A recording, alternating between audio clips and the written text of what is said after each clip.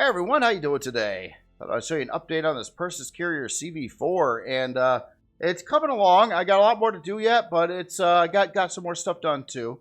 So I did work on a lot more texturing. So I did texture up the whole thruster housings, the control tower area, the back of the ship, and most of the bottom of the ship.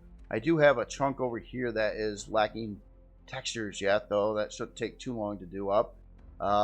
I have not done the flight deck yet either in textures. That is pretty much, I'm going to save this basically until I get the interior complete, because so many of these blocks will be replaced when I'm doing the interior that I might as well just not do it twice and just wait on that. So that's where that part is. Notice the big old radar array dish here has been cut again. I had it on the back of the ship last time I showed it, like right in this general location.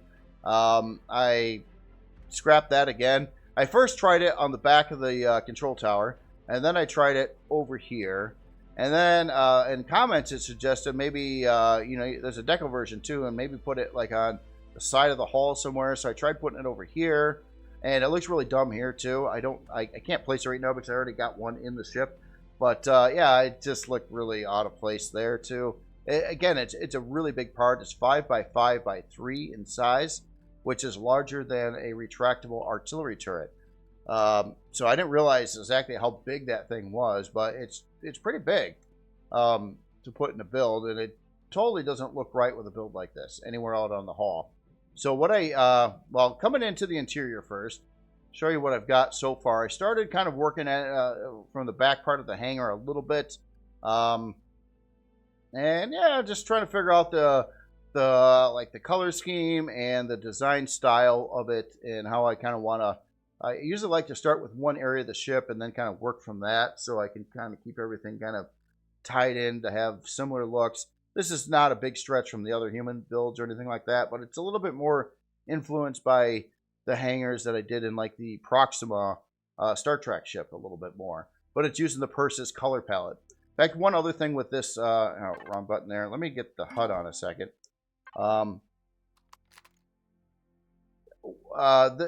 I'm using the same palette as the Perses CV3, and here's like your hull colors here. Now I'm not really using the white or these two colors, but here's your hull grays over here. It's got another separate set of colors over here that are also grays, pretty similar to the ones on the other side. However, these are the interior colors, so I am kind of splitting this up, so it's going to have exterior colors and interior colors. The only real benefit of this is if I do have other custom color palettes, you could like totally like change the looks of the exterior but keep the interior the same look, or vice versa. It just gives you more options when the colors are separated on the palette like that. So I am trying to do that. So all these colors here are those interior colors and not the hull colors. Yeah, so a little bit of block work was done back in here. I do have some walk paths here that go up into the thruster housing areas, and this is just so you can repair them from the inside of the ship or upgrade them or something like that.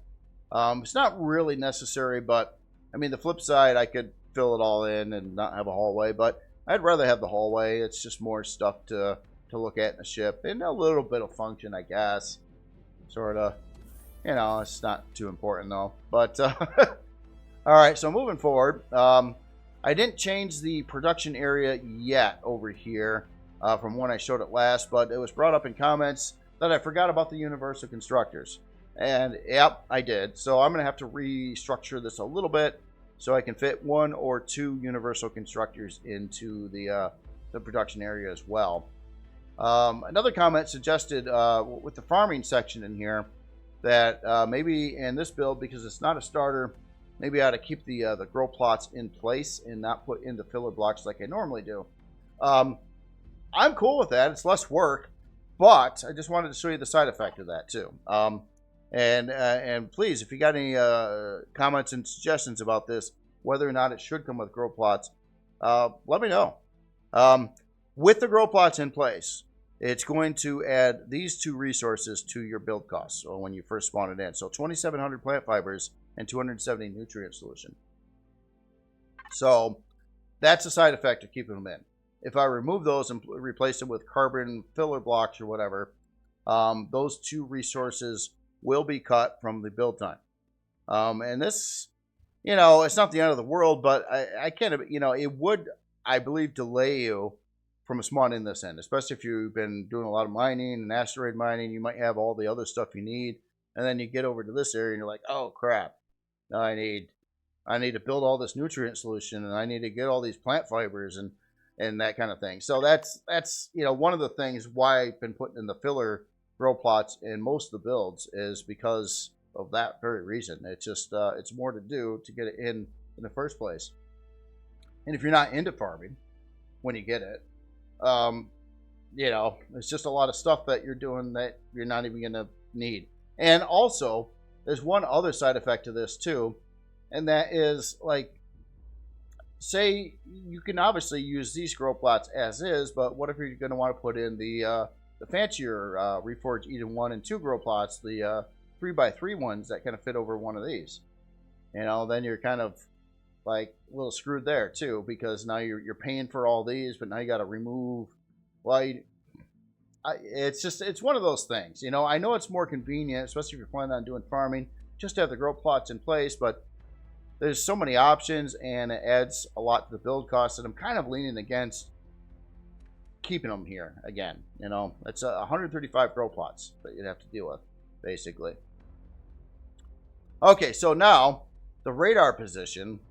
I'm thinking I'm going to put it here now. So yeah, this part, it's been moving all over the place. I had it on 4 different locations on the ship so far, but I finally settled on I'm going to bury it so you can't see it.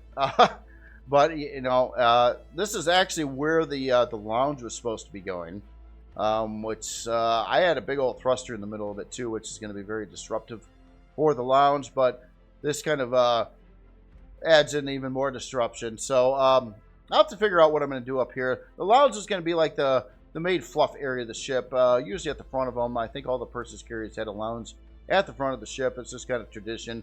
Doesn't need to be there. It's not that important. Doesn't do anything. But, I think I can still work around it, though, and keep the radar here, have a little access door. It's not going to come stock with this radar array. It's probably going to come stock with either a detector or might even, like, pony up a little bit and go for a long-range radar in here. But it's definitely not going to come stock with the array version of that. A couple other things in the back of the hangar right now. You see some generators over here. I'm going to get these out of here, and these are going to be some upgrade slots over here yet, but I think it's going to be for medium shield parts. I can lay 2 of them out, and their front end would come out to this location here, which is the same area as where the wall is.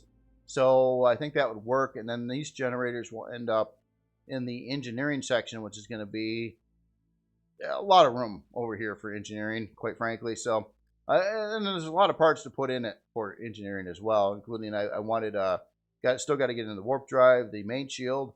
I wanted to put in a full set of turbines, so that would be the small, medium, and large, and then some other shield parts. Maybe a couple more medium shield parts over here and the small shield parts.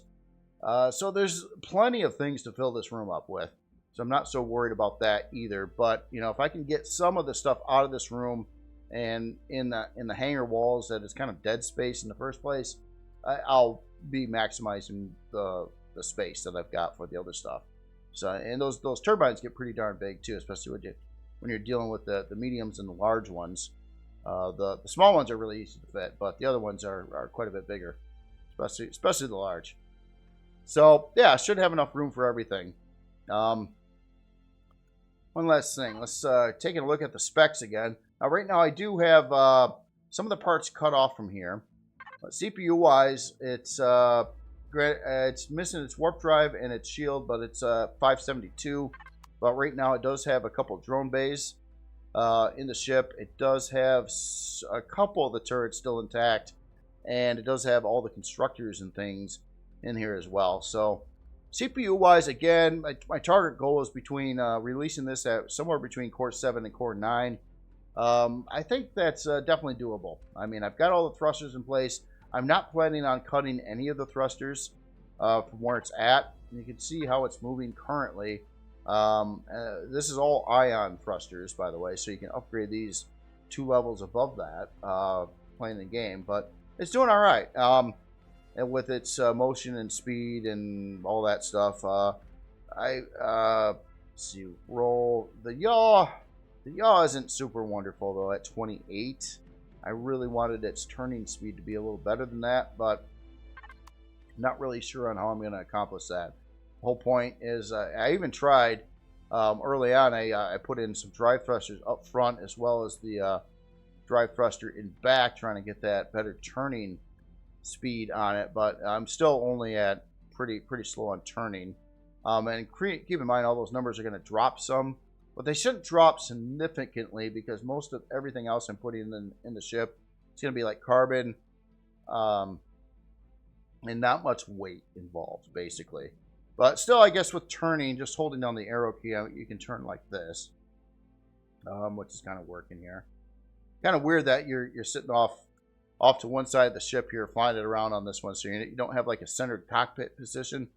One thing it will have though, down in the hangar area, I will put in like a I almost forgot about this too. I will put in like a little pocket cockpit area. I did that on a previous ships too. You got a big old hangar space like this, even running across over to the elevator to go all the way up the bridge. If you're getting attacked by something, could be too long. So yeah, it's definitely gonna have a little cockpit somewhere in the build here. Maybe a couple of them, maybe one over there, maybe one somewhere in the front area of the ship as well, so you can take control of the ship if you have an emergency situation and don't have time to get up to the bridge to do it. So yeah, that's pretty much where I'm at with the build right now. Now, one last thing I want to talk about just a little bit is the playthrough this season. Right now, there's some weird flux things going on, and I don't know many details. I believe on the Anvil server, a server admin has left, and like no one's a server admin or something right now. There's going to be a meeting on this Saturday, and I'll see what's going on with that. But I'm not so sure if the playthrough that I've been doing on the Anvil server for Reforged Eden 2 Season 10 is going to continue or not. So I don't know if that's taking place or not. We haven't played actually since like last week, Wednesday or something like that now. So it's been a little while. So I just wanted to throw that out there too, that I don't know if the playthrough is going to continue on this season at least, or what exactly the future is going to be. No one knows yet until a meeting takes place, and we'll figure out what's going on with that. So that's about all I've got to show today, though. So you get at least a general idea on what this is kind of looking like and where it's at right now. And this is a pretty long build too. It's going to take. I got a lot of interior space to do yet, and other things to work out in the build. So it's not going to be right away, but my goal is to try to get this out to the workshop in a couple weeks from now. So right around there. I want to be pretty vague with that because I don't exactly know how long it's all going to take. I do want to put a lot of time and effort into detailing it and trying to make it real nice when I get it to the workshop. And even that, I still have to go over the entire hull yet and try to detail it more. This is pretty plain yet. It's generally textured, but there's a lot of tweaks and things to do to that yet. I haven't added any decals or other visual little thingies and stuff like that yet. So there's more of that to do too. Other than that, y'all have yourself a wonderful day, and I'll talk to you later.